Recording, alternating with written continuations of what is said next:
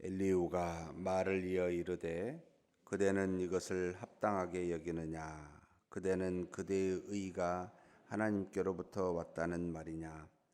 그대는 그것이 내게 무슨 소용이 있으며 범죄하지 않은 것이 내게 무슨 유익이 있겠느냐고 묻지만은 내가 그대와 및 그대와 함께 있는 그대의 친구들에게 대답하리라.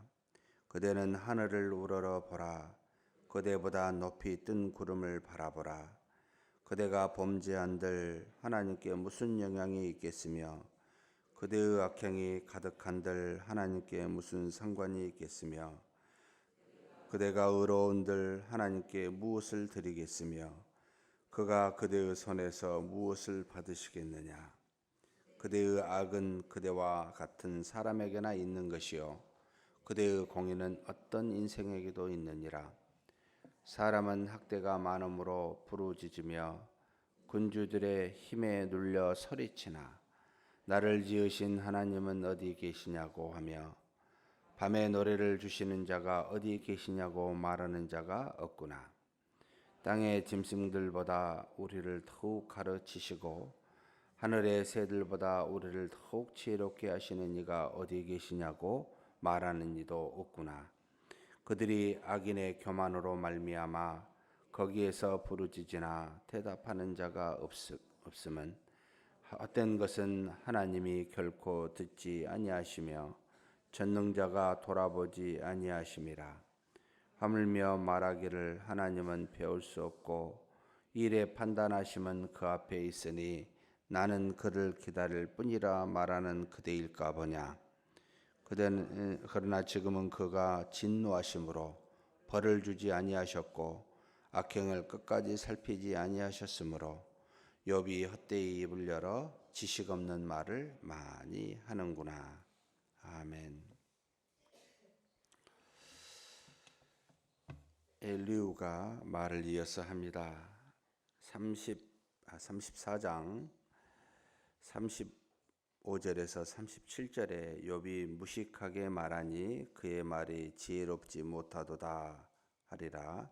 나는 욥이 끝까지 시험 받기를 원하노니 이는 그 대답이 악인과 같음이라.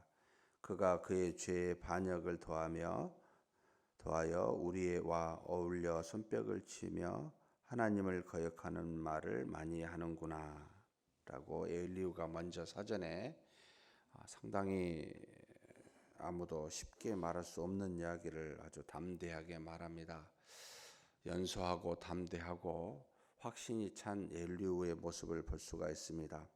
하나님이 누구신지 그 뜻이 무엇인지 분명하면 분명할수록 분명하게 그 뜻을 말할 수는 있는데 그 분명한 말이 오히려 상대에게는 상처가 되고 하나님의 뜻을 알지 못한 사람에게는 아픔이 될 수가 있습니다.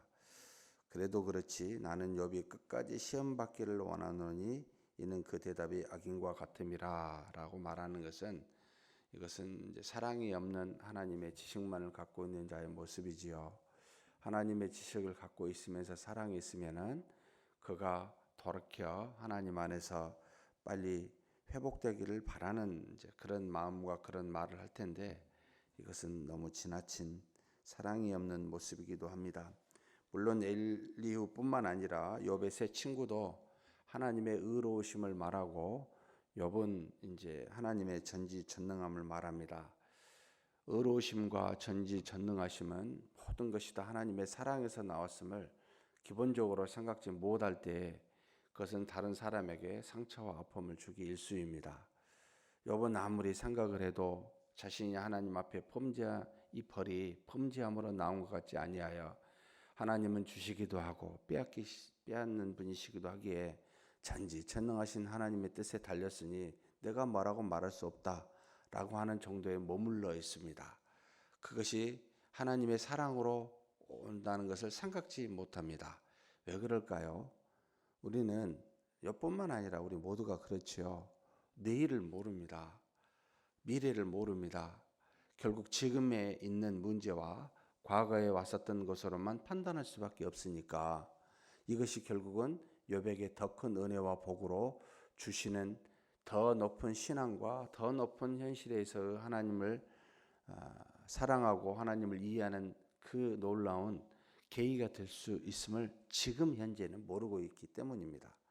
전혀 사탄에 의해서 이 모든 것이 시작이 되었고 욥의 악행에 의해서 시작되지 않는 것을 초반에 이야기하고 있습니다. 결국 아무것도 스스로 행하지 아니하는 것으로 어떤 범죄가 없는데 이러한 벌을 받는 것은 이해가 안 된다라는 욥의 마음은 알지만, 그러나 그와 같은 모든 일들이 이해되지 않는 일이라 할지라도 하나님은 절대 사랑 없이 그저 우리에게 이유 없이 행하시지 않는다. 이것을 깊이 한다면 지금은 모르지만 분명히 하나님의 사랑 때문일 거라고 더 기다려 봐야 된다고 고백하게 되는데, 그것이 없는 거지요. 그래서 우리가 신앙을 할 때, 어떤 일을 맞이할 때, 어떤 이유 없는 일을 당할 때, 이게 우리의 잘못이나 죄로부터 기인하지 않는다고 생각할 때, 그래, 하나님 반드시 나를 사랑하사 하나님의 사랑에서 무언가 주시려고 하는 뜻이다 라고 받아들일 수 있는 믿음이 우리에게는 필요합니다.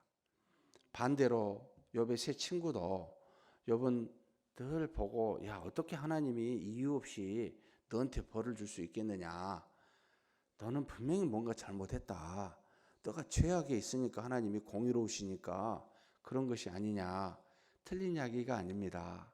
죄를 미워하시는 하나님이십니다.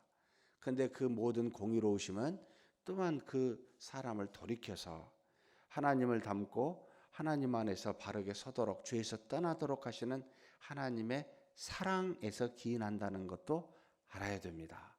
그냥 뭐를 아프지 않아요, 때리면.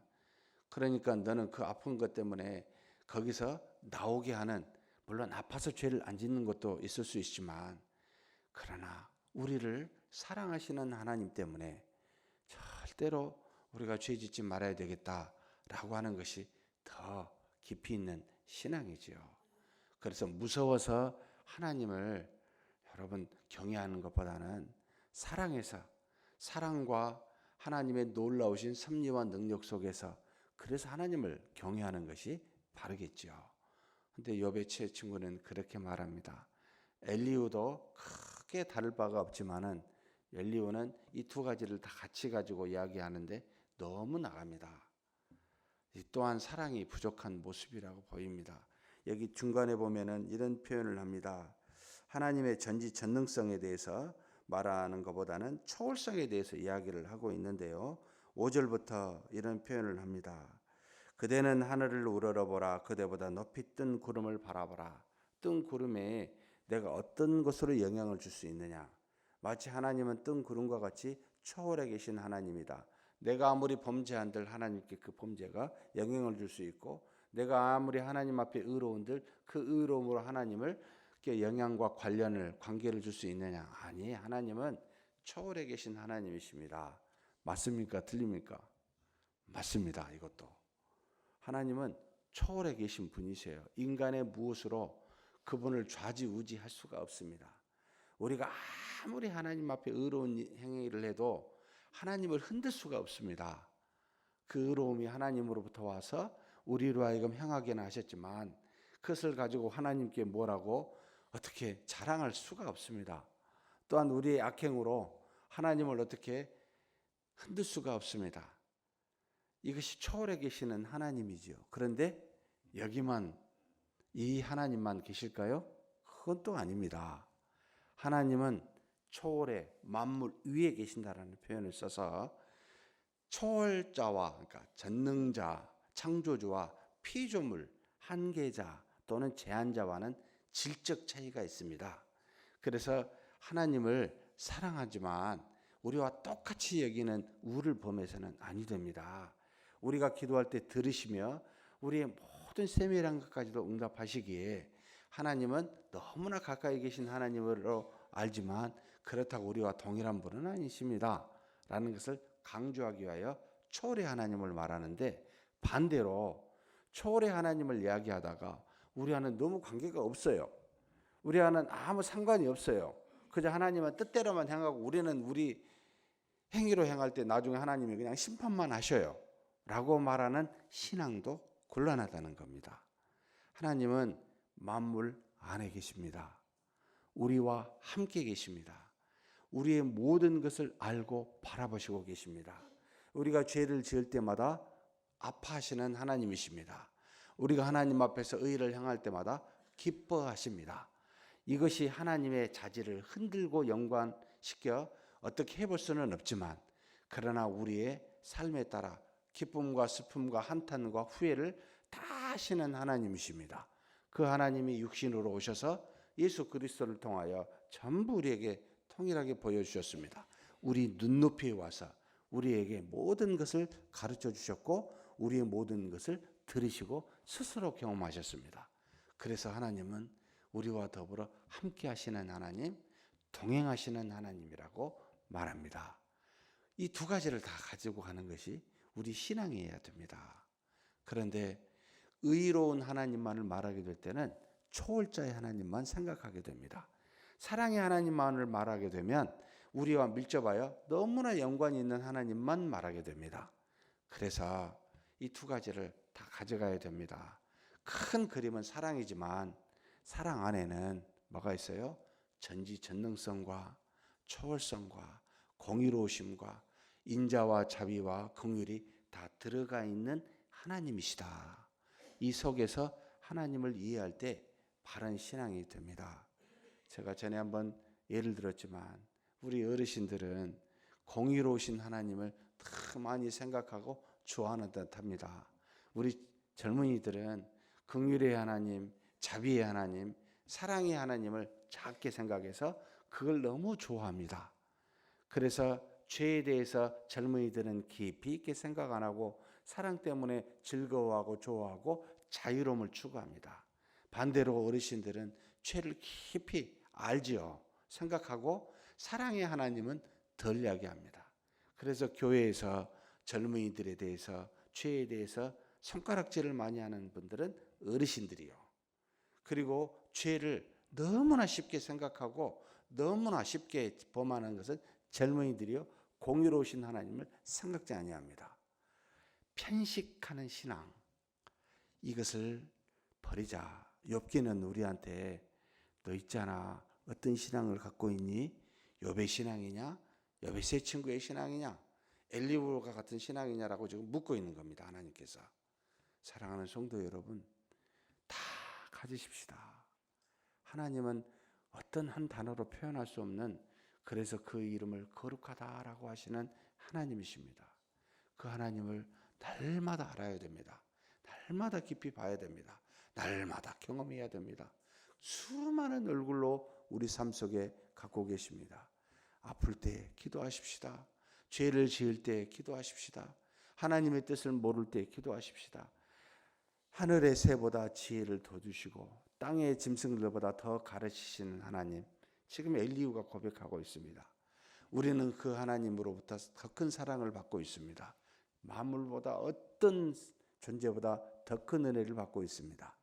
그러니 그 하나님 앞에 나아가, 하나님, 우리는 모릅니다. 미래를 몰라요. 지금의 현상 가지고 뭐라고 판단할 수가 없습니다. 하나님, 그러나 나는 하나님, 사랑의 하나님을 믿습니다. 사랑 안에서 우리를 공의롭게 인도하시고 전지전능으로 베푸시고 때로는 우리에게 긍휼과 자비로 베푸신 하나님을 믿사오니 그 하나님만 믿고 인내하며 기도하며 사는 우리가 되게 해주십시오. 그리고 할 수만 있다면 우리 주변의 많은 사람을 정말 하나님의 사랑으로 사랑할 수 있게 해달라고 그렇게 기도하며 사는 저와 여러분이 되시길 주의 이름으로 축복합니다. 전능하신 하나님 아버지, 감사합니다. 엘리후가 하나님 앞에 틀린 하나님이 아닌 전지전능하신 하나님이요 초월해 계신 하나님임을 그가 고백합니다. 사람들이 학대를 받아 기도를 많이 하지만 이 땅에서 하나님이 어디 계시냐고 묻는 자가 없다고 그가 말합니다. 또 많은 하나님의 사랑을 받았음에도 불구하고 그렇게 사랑을 베푸신 하나님이 어디 있느냐고 찾는 이가 없다고 말합니다. 하나님 아버지, 정말로 이 땅에 사는 동안 우리가 하나님만 바르며 그 하나님만 찾게 하여 주옵소서. 그러나 하나님, 좁은 하나님이 아니라 사랑의 하나님으로 우리에게 모든 것을 의를 따라 행하도록 공의롭게 우리에게 은혜를 베푸시는 하나님, 때로는 우리의 죄를 침묵하며 참으며 긍휼과 자비로 보르신 하나님, 때로는 우리가 알지 못할 때 우리에게 더 큰 은혜와 복을 주기 위하여 오늘의 고난을 주시는 전지전능하신 하나님, 우리가 모든 하나님이 이 한 분이신 줄 알고 하나님 우리의 믿음의 성숙이 깊이 있게 들어가고, 그래서 그 사랑의 하나님을 알고 할 수만 있다면 온전하신 하나님을 알고 믿어 온전한 신앙인이 될 수 있도록 역사하여 주시옵소서. 우리 주님 예수님의 이름으로 기도하옵나이다. 아멘.